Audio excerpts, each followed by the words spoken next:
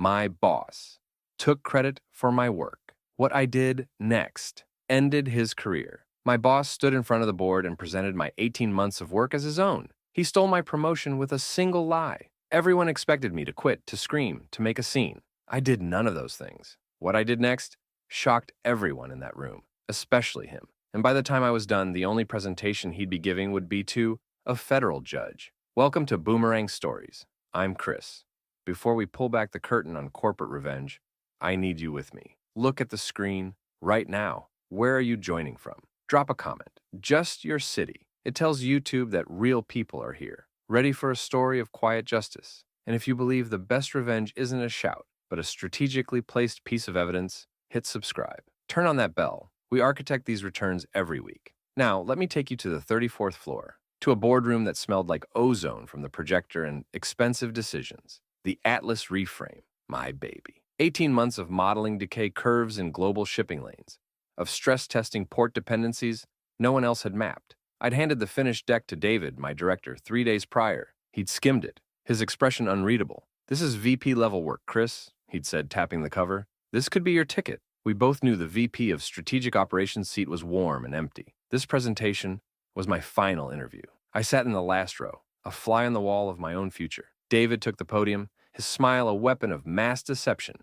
He began to speak, my words, my phrases, leveraging predictive bottleneck analytics, monetizing dormant asset corridors. Slide after slide of my work, my sweat, my vision flashed behind him. The board members, stern faces that decided fates, leaned in, nodding. Then, the knife twist. "This initiative," David announced, his voice dripping with faux humility, "represents my personal strategic vision, a blueprint I've been developing in isolation for well over a year." In isolation. The two words echoed in the silent chamber of my mind. He didn't just steal the idea. He salted the earth where my contribution had grown. He made me a ghost. I felt the promotion vaporize. I saw it materialize in his grasp as the CEO, a granite-faced woman named Victoria Thorne, gave a single decisive nod. "This is the forward-thinking leadership we've been lacking. The VP role is yours, David." Effective immediately. The room broke into applause. For him, for the lie. A volcanic rage wanted to erupt,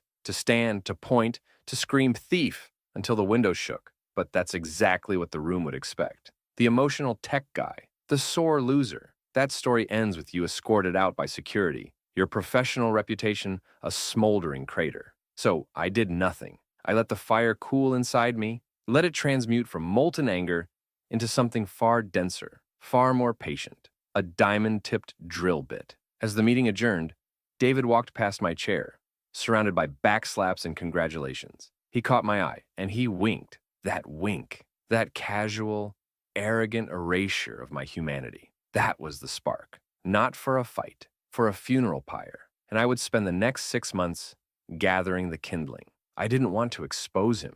Not yet. I wanted to give him exactly what he'd asked for. All of it. Every ounce of credit. Every dollar of budget. Every shred of glory attached to my stolen work. I would help him build a towering monument to his own theft. I would make it shine so brightly that everyone would admire it. And then I would show them it was built on a single rotten pilings. And I would hand him the sledgehammer to swing. The next morning, I scheduled a one-on-one. In his new corner office with a view he hadn't earned, I made my voice flat, defeated. "David, congratulations. That was a masterclass. I see how the game is played at this level. I'd be honored to lead the implementation team. I want to make your vision a reality." He steepled his fingers, a king bemused by a loyal peasant. "I'm glad you've come to your senses, Chris. It was a complex architecture to build. I think you can handle the grunt work, but you report every detail to me.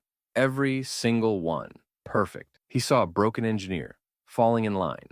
I saw a puppet, and I had just been handed all the strings. My new mandate was to make his stolen project the most dazzling success in company history, and I would. But colossal success requires colossal budgets. And money leaves a forensic trail a mile wide. I became the perfect project lead. I was the first in, the last out. I approved vendor contracts, managed 7-figure budgets, filed compliance reports. And slowly, like a pattern emerging from static, I began to see the irregularities. A consulting fee to Marlowe and Clay Consulting that was 5 times the market rate. A software licensing payment to Vespera Systems, a company whose website was a single blank landing page, a regulatory compliance facilitation invoice from the Corinthian Group for a service we had an in-house team for. At first, just one, then another, all authorized by David's sprawling signature, all buried in the massive, booming budget of the Atlas reframe.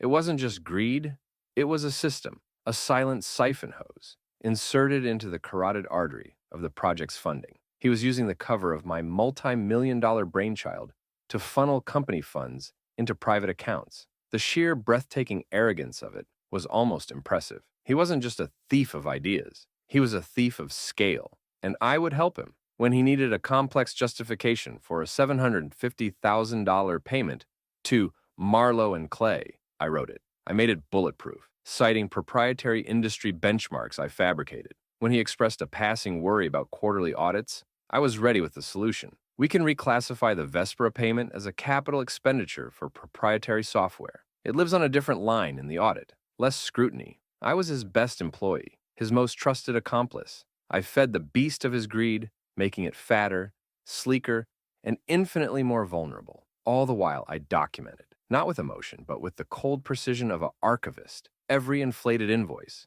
every falsified delivery report, every Slack message and email where he instructed me to fast-track payment to these ghost vendors. I compiled a shadow ledger, a perfect mirrored blueprint of his fraud.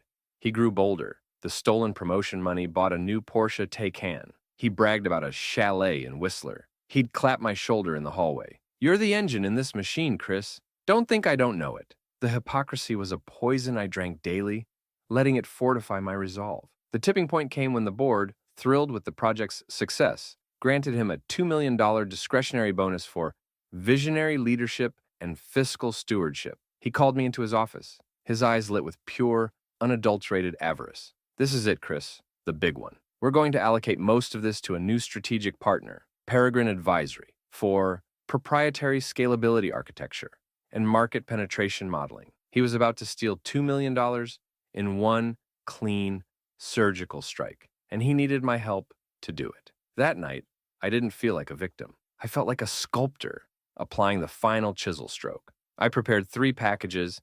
The first was for the Securities and Exchange Commission's whistleblower portal, a clean, concise map, our company accounts, shell companies, his personal assets, a digital treasure map to his crime. The second was for the forensic audit division of our most vicious competitor, Axiom Global, an anonymous gift from a concerned industry player. The third was for an investigative journalist at the Financial Times who had a nose for corporate decay, a story, pre-written, needing only a source. I didn't send them that night. I waited. The next day, I helped David draft the flawless official proposal to transfer the $2 million to Peregrine Advisory. I made it a work of sinister art, legally sound, strategically justified, perfectly fraudulent. He signed it with a flourish, the gold pen I'd gifted him for his promotion catching the light. Then, I sent my packages. The collapse wasn't just professional, it was geometric. It began with a terse, all-department email from the CFO. All discretionary fund allocations are paused pending review.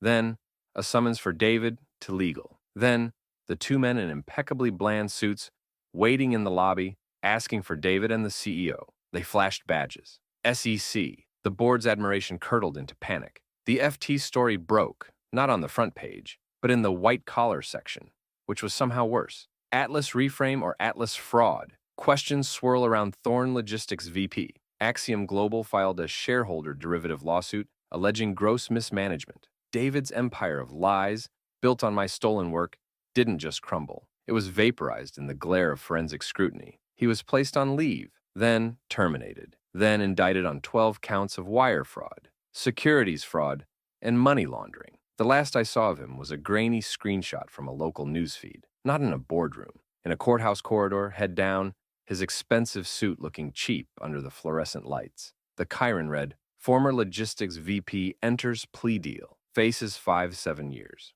They offered me his job. I didn't want it. The office smelled like his betrayal. I took a different role, one I designed, Director of Ethical Infrastructure. My first task was building the very protocols that would make another David not just difficult, but impossible. He wanted the credit for my idea, so I let him have it. I let him attach his name to every dollar, every document, every felony. I made sure that when the truth came out, the world wouldn't see a fallen genius. They'd see a common thief, drowning in the flood of his own flood of greed. I didn't destroy him. I simply handed him the shovel, pointed to the softest, most unstable ground, and said, "The treasure's right here. Dig as deep as you want." And then I stepped back and let the walls of his own hole cave in on him. If this story of corporate karma and a stolen promotion turned into a career-ending reckoning resonates with you, if you've ever felt the sting of stolen credit, I need you to do two things. First, let me know you're here, right now. Drop a comment below. Just say, "The wink," or "Tell me your city. Was it justice?" Would you have done the same? Every comment tells YouTube's algorithm that this true workplace revenge story has a real audience, hungry for tales of corporate justice. And second, this is how you get more stories like this. Hit that subscribe button and ring the notification bell. By subscribing, you're not just watching a video, you're joining the Boomerang Stories community. You're telling me you want to explore every single week the precise, patient ways that professional betrayals come full circle. You're ensuring you never miss the next story of quiet strategy and ultimate consequence. Your subscription is your vote. It's you saying, yes, more stories of boardroom battles, more deep dives into the art of career revenge, more narratives where the quiet one in the meeting room holds all the cards. It's what allows me to keep finding these true stories and bringing them to you with the detail and depth they deserve. So, if this journey from the back of the boardroom to the front of the investigation gripped you, if you believe that what's taken in the office eventually gets balanced on a corporate ledger, please subscribe, ring the bell, join us. This has been Boomerang Stories. I'm Chris. Remember, the highest floors have the longest way to fall. And sometimes, the best way to take a career is to let someone steal it first. Until next time.